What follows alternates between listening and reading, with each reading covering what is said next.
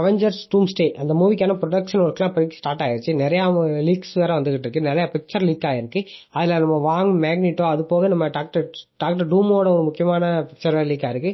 இந்த டாக்டர் டூம் லுக்கை பார்க்கும்போது முழுக்க முழுக்க இது டோனி ஸ்டார்க்கோட லுக் மாதிரி தான் இருக்கு. அதாவது அயன்மேனோட லுக் மாதிரி தான் இருக்கு. இது வயசான ஒரு அயன்மேன் வந்திருந்தா எப்படி இருக்கும் அப்படிங்கிற மாதிரி சொல்றாங்க. பட் எனக்கு தெரிஞ்சு இந்த லுக்கை நம்ம டாக்டர் டூமுக்கு கொடுக்கறதுக்கான வாய்ப்பு ரொம்ப ரொம்ப கம்மி தான். ஏன்னா இதை பார்க்கும் போதே இது டாக்டர் டூம் இல்லை அப்படிங்கிற மாதிரி தான் ஃபீல் ஆகுது. நம்ம காமிக் புக்லயும் சரி, இதுக்கு முன்னாடி இந்த மூவிலையும் சரி, நம்ம டாக்டர் டூமுக்குன்னு ஒரு ஸ்பெஷல் லுக் கொடுத்துருப்பாங்க.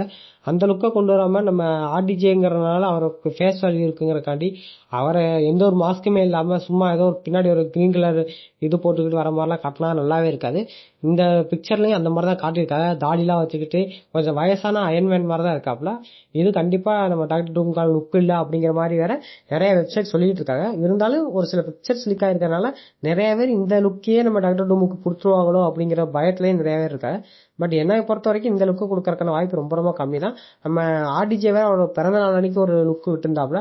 அந்த லுக்கில் வரக்கான வாய்ப்பும் கம்மி தான். ஒரு புது லுக்கை கொண்டு வரக்காண்டி தான் நம்ம ரூசோ ப்ரொடக்ஷன்ஸ் பிளான் பண்ணுவாங்க தான் நான் நம்புறேன். இதை பத்தி உங்க தாட்ஸ் கீழே கமெண்ட் பண்ணிட்டு, இந்த லுக் உங்களுக்கு பிடிச்சிருக்கா இல்ல வேற லுக் கொடுத்தா நல்லா இருக்குமா அப்படிங்கிற உங்க தாட்ஸையும் கீழே கமெண்ட் பண்ணிட்டு போங்க. நம்ம அடுத்தடுத்த வீடியோவில் பார்க்கலாம். பாய்.